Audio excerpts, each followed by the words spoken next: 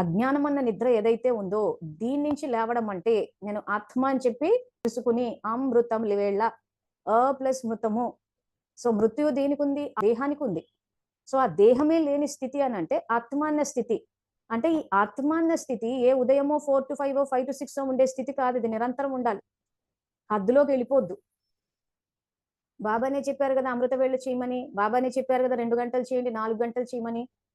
అనంటే పిల్లల స్థితికి తగ్గట్టు శ్రీమతం ఇచ్చాడు. నేను 10 ఏళ్ళు 20 ఏళ్ల నుంచి జ్ఞానంలో ఉండి ఇంకా నేను కూర్చుని గంట సేపు యోగం చేసుకుంటాను అనంటే మరి స్వపరివర్తన ఎప్పుడు జరుగుతది? విశ్వ పరివర్తన ఎప్పుడు జరుగుతది?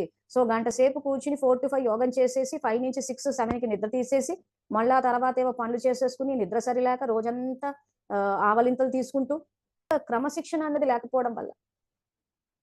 పగటిపూట నిద్ర వస్తోంది, పగటిపూట ఆవలిస్తున్నారు, జ్ఞానం వింటుంటే ఆవలిస్తున్నారంటే అక్కడ క్రమశిక్షణ లేదు, వ్యర్థం ఎక్కువ ఉందని అర్థం.